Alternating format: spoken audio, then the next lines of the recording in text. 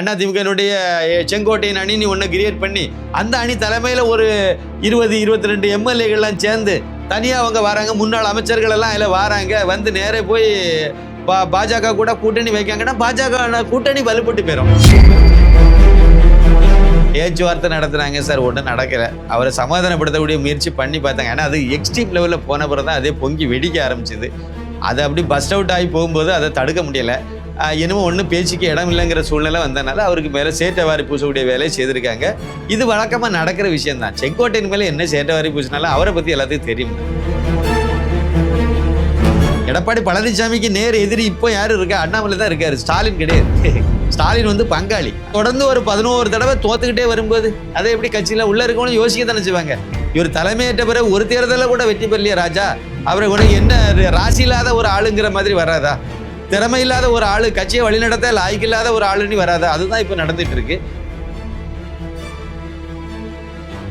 துணிச்சலான ஒரு இது இல்லை, ஆனா துரோகம் நிறைய பண்ணிட்டே இருந்தார். அது வந்து சசிகலா தான், அந்த அம்மா தான் வந்து உங்களுக்கு முதலமைச்சர் நாற்காலியே கொடுத்தாங்க. அந்த அம்மாவுக்கு கட்சியை விட்டே தூக்கி விட்டீங்க. அது வரை ஓபிஎஸும் ஓ பன்னீர்செல்வம் அவர்கள் உங்களை 4 வருஷமா முதலமைச்சராக நீடிக்கிறதுக்கு எல்லா வகையிலையும் உங்களுக்கு உறுதுணையாக இருந்தார். அவரையும் நீங்கள் வந்து வெளியேற்றி விட்டீங்க. இதே மாதிரி உங்களுக்கு இந்த பதவிகள், அதாவது கட்சி 2ஆ உடஞ்சி எல்லாம் போகாமல் எல்லாம் பேசி சமாதானப்படுத்தி வச்சது வந்து மோடியும் அமித்ஷாவும். அவங்களுக்கும் துரோகம் பண்ணிவிட்டாரு. கட்சி உடையறதுனால இது யாருக்கு நன்மையாக இருக்கும்? இப்போ செங்கோட்டையன் தனியாக கட்சி உடையனால யாருக்கு நன்மையாக இருக்கும்? தமிழக மக்களுக்கு நன்மையாக இருக்கும், பாஜகவுக்கு நன்மையாக இருக்கும். இவர் வந்து அவரை வந்து ஒரு எம்ஜிஆர்னு நினச்சிட்டார். திரு எடப்பாடி பழனிசாமி வந்து நான் ஒரு 10 எம்ஜிஆர், ஒரு 100 ஜெயலலிதான்னு சொல்லி கனவு கண்டுக்கிட்டார். அதுதான் பொழைப்ப கெடுத்து போச்சு. நான் சொல்கிறேன் சார், அமித்ஷாவே இந்த கட்சி 2ஆ உடைக்கணும்னு நான் சொல்லுவேன். அவருக்கு அந்த வாய்ப்பு இருக்குது அப்படின்னா கண்டிப்பாக அவர் உடைக்கணும்னு சொல்லுவேன். எடப்பாடியை நடுத்தருவில் விடணும்னு நான் சொல்லுவேன். அவர் பண்ண துரோகத்துக்கும் அவர் என்ன வேலை பார்த்து வச்சிருக்காரு? 2024 ஒழுங்கு மரியாதையான முடிவு எடுத்திருந்தாருன்னா திமுக பாதி கீழே கூட வெற்றி பெற்றிருக்காது. தமிழ் நேயர்களுக்கு வணக்கம். இன்னைக்கு நம்மோட இணைஞ்சிருக்க சிறப்பு விருந்தினர் சின்னப்பா கணேசன் சார் அவர்கள். அவர்கிட்ட கேட்டு பல விஷயங்கள் தெரிஞ்சுக்க வேண்டியது இருக்கு. சார் வணக்கம். வணக்கம் வணக்கம் வணக்கம். தமிழ் நேயர்களுக்கு எனது பணிவான வணக்கம். வணக்கம் சார், வணக்கம். எப்படி இருக்கீங்க சார்? நல்லா இருக்கும், சிறப்பாக இருக்கும். இப்போ இந்த தகவல் நீங்களும் பார்த்துருப்பீங்கன்னு நினைக்கிறேன். இப்போது சமீபத்தில் ஒரு 2 நாளாக போயிட்டு இருக்க விஷயம் என்னென்னா, அதிமுகவில் அப்படியே கொஞ்சம் கொஞ்சமாக அப்படியே புகைச்சல் ஏற்பட்டிருக்க மாதிரி தெரியுதுங்க சார். அந்த புகைச்சலுக்கு காரணம் செங்கோட்டையன் அவர்கள் அப்படின்னு சொல்கிறாங்க சார். ஏன்னா அந்த அத்திக்கடவு அவிநாசி திட்டம் வந்து நடந்து முடிஞ்சதுக்கு, வெற்றிகரமாக முடிஞ்சதுக்கு காரணம் அதிமுக தான் அப்படின்னு சொல்லி விவசாய சங்கம் சார்பாக ஒரு நிகழ்ச்சி ஒன்று நடத்தியிருக்காங்க. அந்த நிகழ்ச்சியில் ஜெயலலிதா படமும் எம்ஜிஆர் படமும் இப்போ இடம்பெறாதனால அந்த நிகழ்ச்சியை செங்கோட்டையன் அவர்கள் வந்து நிராகரிச்சிருக்காரு. நிராகரித்ததுக்கு காரணம் வந்து பழனிசாமி மீது உள்ள ஒரு கோபத்தினால தான் நிராகரிச்சிருக்காரு அப்படிங்கிற மாதிரி சொல்கிறாங்க சார். இது எந்த அளவுக்கு உண்மைங்க சார்? இது புகைச்சல் இல்லை, அதிமுக உடைய போகுது. மீண்டும் ஒரு முறை அதிமுக உடைய போகுது. இதுதான் வந்து உண்மையான விஷயம். அப்புறம் வந்து அதுக்கு காரணம் வந்து செங்கோட்டையன் கிடையாது, எடப்பாடி பழனிசாமி. அவர் தான் வந்து இன்றைக்கி இருக்கக்கூடிய அந்த அதிமுக அவருக்கு தலைமையில் தான் இருக்குது. அந்த கட்சியில் நடக்க எல்லா தவறுகளுக்கும் அவர் தான் பொறுப்பு. அதே மாதிரி வந்து இந்த செல்வி ஜெயலலிதா அவர்கள் இல்லைன்னா வந்து எம்ஜிஆர் அவர்களுடைய ஃபோட்டோலாம் போடாமல் போனதுக்கு காரணமும் அவர் தான். இன்னொன்று, நீங்கள் பேசும்போதே ஒரு வார்த்தை சொன்னீங்க, அதிமுக வந்து அந்த அத்திக்கடவு அவிநாசி திட்டத்தை நிறைவேற்றுறதுக்கு அதிமுக ஆட்சியில் தான் அதில் முக்கிய பங்கு எடுத்தாங்க. உண்மை தான் அது. அப்போ அதிமுக ஆட்சின்னா ஜெயலலிதா இல்லாமல் எம்ஜிஆர் இல்லாமல் என்ன அதிமுக? அதுதானே உண்மை. அதிமுகங்கிற கட்சியே வந்து ஜெயலலிதா எம்ஜிஆரால் ஆரம்பிக்கப்பட்டது, தொடங்கப்பட்டது, ஜெயலலிதா அவர்களால் வழிநடத்தப்பட்டது.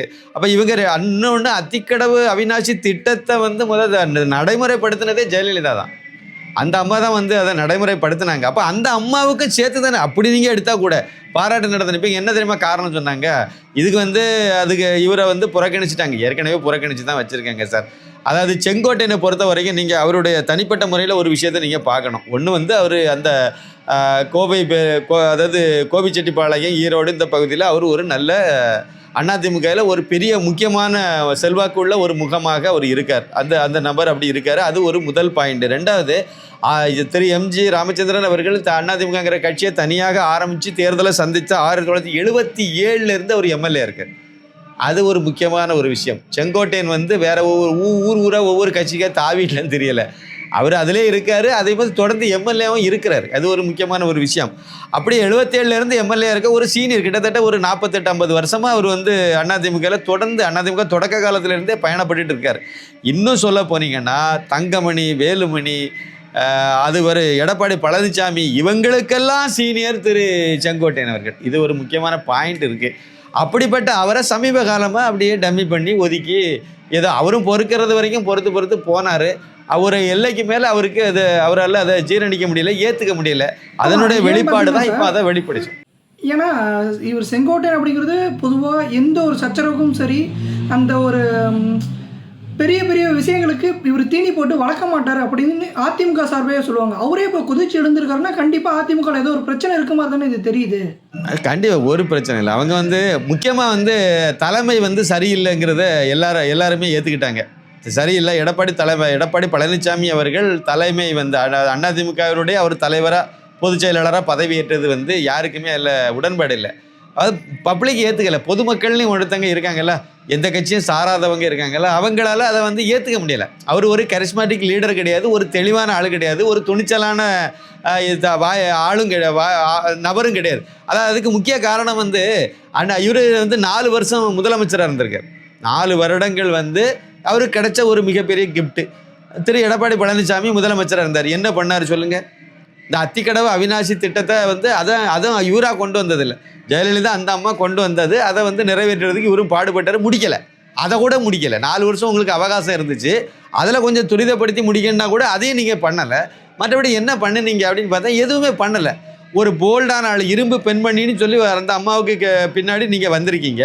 அப்படின்னு அதை மாதிரி ஏதாவது ஒரு நடவடிக்கை நீங்கள் அப்படி துணிச்சலாக எடுத்தீங்களா? கிடையாது. அப்போ நீங்கள் அரெஸ்ட் பண்ணுற அந்த தப்பு செய்தவங்களை வந்து கைது பண்ணுறது முதற்கொண்டு நீங்கள் எல்லாமே அப்படியே விட்டுட்டு போயிட்டீங்க. எதுவுமே இல்லை. நான் கையெழுத்து போட்டேன், நான் முதலமைச்சராக இருந்தேன், 5000 கோப்புகளில் வந்து ஜெயலலிதா கையெழுத்து போடாமல் வச்சுருந்தாங்க, நான் வந்த உடனே போட்டேன். இது அந்த அம்மாவை இழிவுபடுத்துகிற மாதிரியான விஷயம். இந்த மாதிரி தான் சொல்லிட்டு இருந்தாரே ஒழிய ஒரு துணிச்சலான ஒரு இது இல்லை. ஆனால் துரோகம் நிறைய பண்ணிகிட்டே இருந்தார். அது வந்து சசிகலா தான், அந்த அம்மா தான் வந்து உங்களுக்கு முதலமைச்சர் நாற்காலியே கொடுத்தாங்க. அந்த அம்மாவுக்கு கட்சியை விட்டே தூக்கி விட்டீங்க.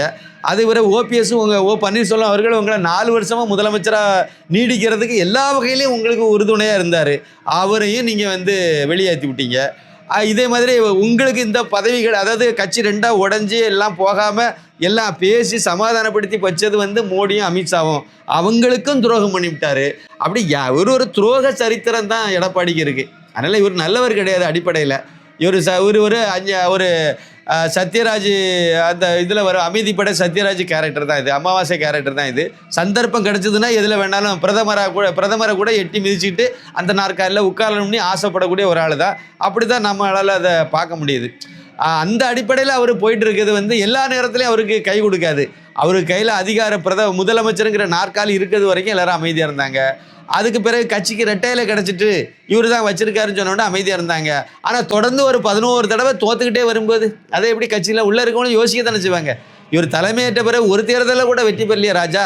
அவரை கூட என்ன ராசி இல்லாத ஒரு ஆளுங்கிற மாதிரி வராதா? திறமை இல்லாத ஒரு ஆள், கட்சியை வழிநடத்த லாய்க்கில்லாத ஒரு ஆளுன்னு வராதா? அதுதான் இப்போ நடந்துகிட்டு இருக்கு. இது உள்ளே புகஞ்சிட்டு இருந்துச்சு. இப்போ வந்து செங்கோட்டையன் வந்து போட்டு உடச்சி தள்ளிட்டாரு. அதில் வந்து அவர் சொன்ன முக்கியமான குற்றம் வந்து அவர் திரு எம்ஜி ராமச்சந்திரன், எம்ஜிஆருடைய ஃபோட்டோ, ஜெயலலிதாவுடைய ஃபோட்டோவெல்லாம் அதில் போடலை அப்படிங்கிறத சொன்னார். உடனே இவங்க எடப்பாடி பழனிசாமியினுடைய இதய குரல் ஒன்று இருக்குல்ல, ஜெயக்குமார், உடனே அதுக்கு என்ன பதில் அவர் சொல்லிட்டு இருந்தார்?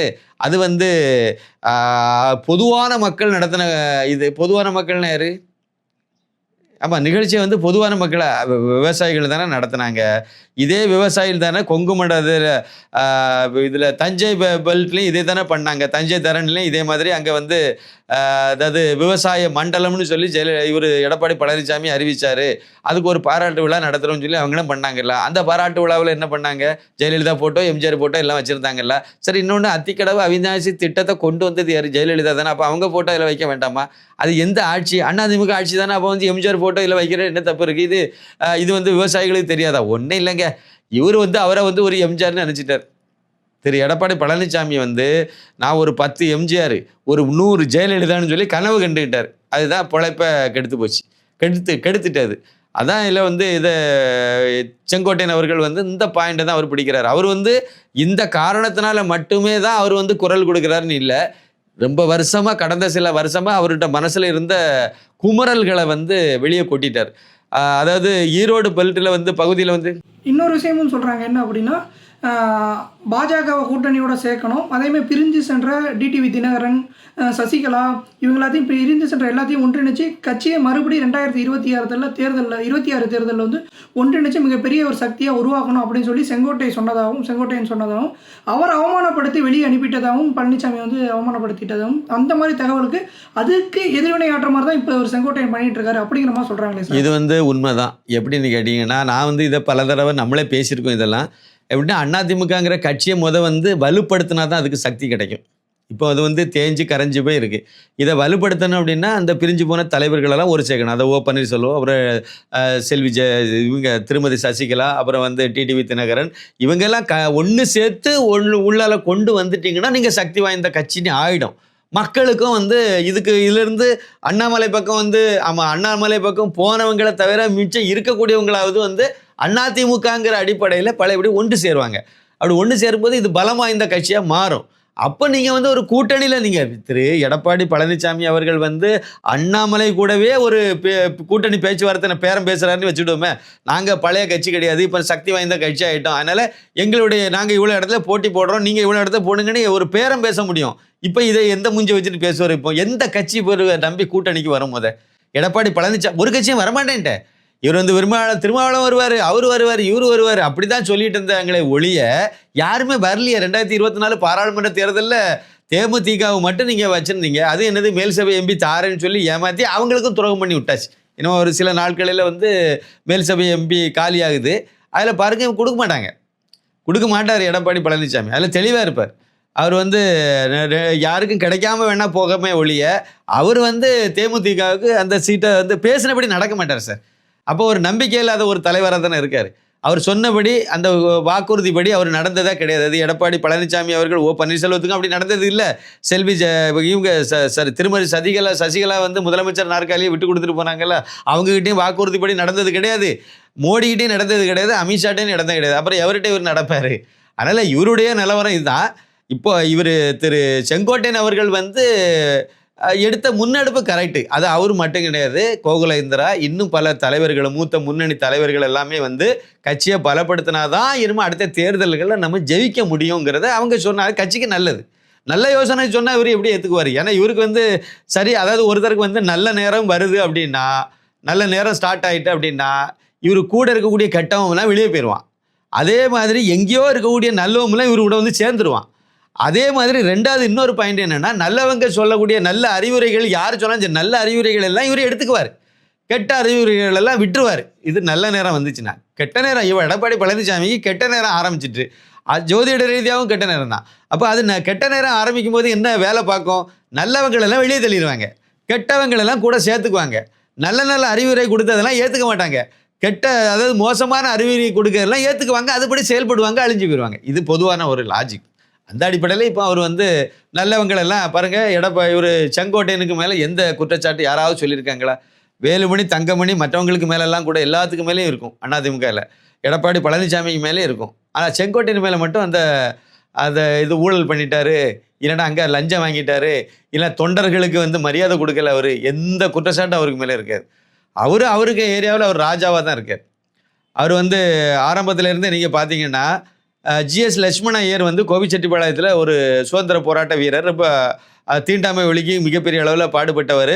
அவர் வந்து ஒரு சுதந்திர போராட்ட வீரர், ஒரு பழுத்த காங்கிரஸ்வாதி, அதாவது சுதந்திர போராட்ட வீரர்னாலே தெரிஞ்சிடும்ல. அப்படிப்பட்ட ஒருத்தர்கிட்ட இவர் வந்து எலெக்ஷன் டைம்லலாம் போய் அவருடைய ஆதரவு, அவர்கிட்ட போய் ஆசீர்வாதம் வாங்கி தான் இவர் வந்து பிரச்சாரத்தையே ஸ்டார்ட் பண்ணுவார். அவர்கிட்ட ஆசீர்வாதம் வாங்குவார், அவருக்குடைய மரியாதையை கொடுப்பார், இதெல்லாம் பண்ணுவார். ஆனால் அந்த மனிதரை யாரும் மதிக்கலை. அதே ஈரோடு மாவட்டத்தில் தீண்டாமை ஒழிக்கு எதுவுமே பண்ணாத ஈர வெங்காயம், அந்த ஈவேராவை தான் எல்லாரும் கொண்டாடிட்டு இருப்பாங்க. ஆனால் இவர் வந்து அவரை போய் பார்த்து அவருக்கு உள்ள மரியாதையெல்லாம் செலுத்திட்டு தான் வந்திருக்காரு. இது பல தேர்தல்களில் நடந்திருக்கு. இதெல்லாம் பண்ணார். இப்படிப்பட்ட ஒரு பண்பான ஒரு மனிதர் தான் செங்கோட்டையன். அங்கே சும்மா சாதாரணமாக கோவிச்செட்டிப்பாளையம் போனாலே அவருடைய மரியாதை என்னன்னு தெரியும், வெளிப்படையாகவே தெரியும். ஆனால் அவரையே டம்மி பண்ணுறதுக்கு கேசி பழனிசாமிக்கு முக்கியத்துவம் கொடுத்து நீங்கள் வந்து செங்கோட்டையன் அப்படியே ஓரம் கட்டிகிட்டே வந்தீங்கன்னா அது எப்படி சரியாக இருக்கும்? அதுதான் அவருடைய வெளிப்பாடாக இதை பயன்படுத்திக்கிட்டார். கரெக்டாக சொன்னால் நீங்கள் வந்து இந்த நிகழ்ச்சியை புறக்கணித்தது மூலமாக, அதை வெளிப்படையாக கருத்து சொன்னது மூலமாக வந்து செங்கோட்டையனுடைய உள்ளே இருந்த குமுறல்களை வெளியே கொட்டி தீர்த்திருக்கார். அவ்வளோதான். ஜெயக்குமார் வந்து ஒரு கருத்தை சொன்னார். அது வந்து அத்திக்கடவு அவிநாசி திட்டத்தில் வந்து விவசாயிகள் வந்து அது எந்த கட்சியும் வேண்டாம், பொதுவான விழாவாக தான் நடத்தணும் அப்படின்னு சொல்லிட்டு தான் அவங்க இதை பண்ணியிருந்தாங்க. அதனால தான் ஜெயலலிதா படம் எம்ஜிஆர் படம்லாம் வைக்கலன்னு இவர் ஒரு சப்பை கட்டி உள்ளே வந்தார். ஆனால் அது எதனால் வைக்கலன்னு நமக்கு தெரியாது. எனக்கு தெரிஞ்ச கருத்து வந்து அவங்களெல்லாம் தாண்டின தலைவராகிட்டார் எடப்பாடி பழனிசாமி, அப்படியே ஒரு நம்பிக்கை, அதனால் வைக்கலைங்கிறது தான் என்னுடைய கருத்து. வேறு காரணங்கள் இருக்கான்னு எனக்கு தெரியாது. ஜெயக்குமார் சொன்ன காரணம் பொதுவான நிகழ்ச்சி அதனால் வைக்கலன்ட்டு.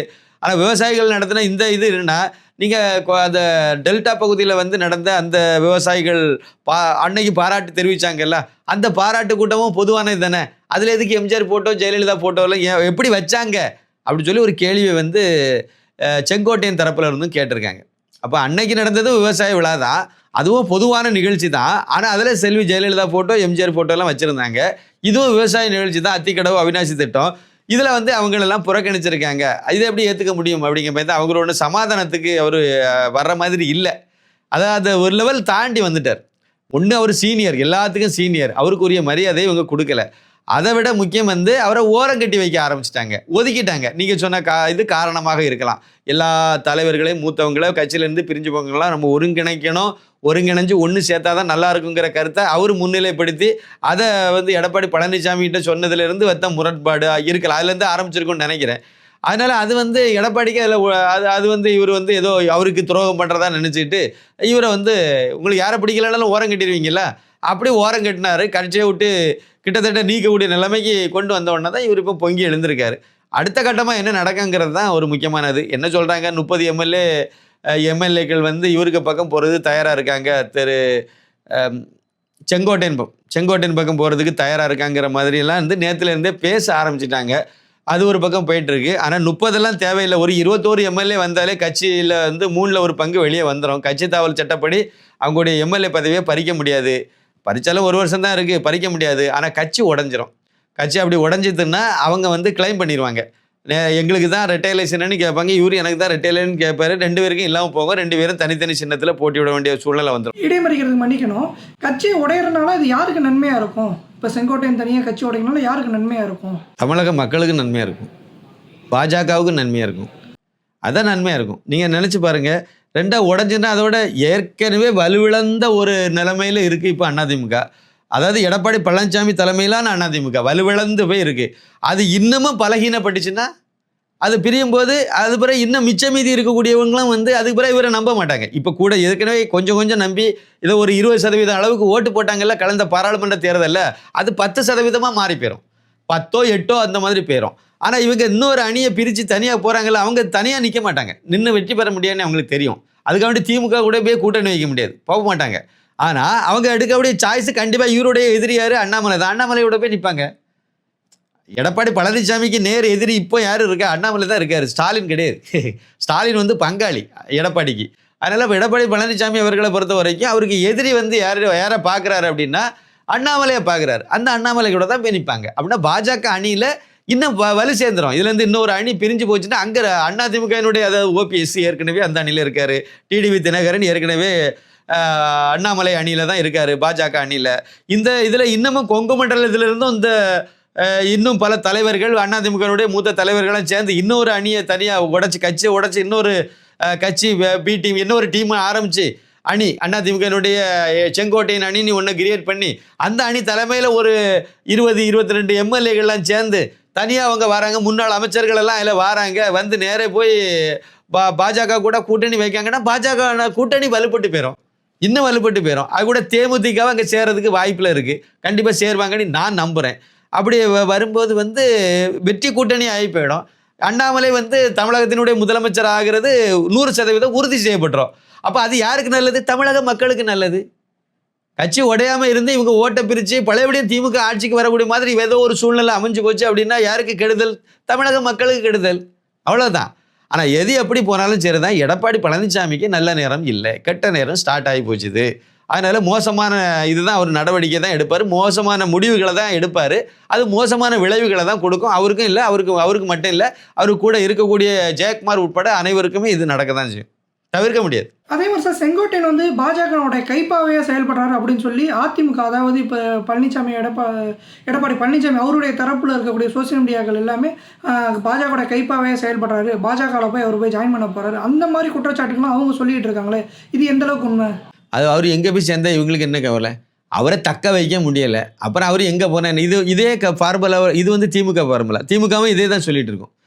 இப்போ எடப்பாடி பழனிசாமி வந்து அது அதிமுகலேருந்து இவங்க வந்து பாஜக அணியில் போய் சேரணும்னு சொல்லி முடிவெடுத்து ஏதாவது பேசவே வேண்டாம், சும்மா இருந்தாலே போதும், அவங்க வந்து பாஜகவினுடைய பி டீம், அது பாஜகவுடைய டெல்லியிலேருந்து அவங்களுடைய முதலாளி வந்து அமித்ஷா தான், அவர் சொல்கிறத இவங்க இப்படி வந்து சொல்லிகிட்டே இருப்பாங்க, பி டீம்னு சொல்லுவாங்க. இப்போ வந்து ஈவேராவை சீமான் திட்டிட்டு நடந்தாருன்னு சொல்லலை, ஈவேரா சொன்னதை அவர் எடுத்து வெளியே சொன்னார், அந்த உண்மையெல்லாம் வெளியே கொண்டு வந்தார், அவ்வளோதான்.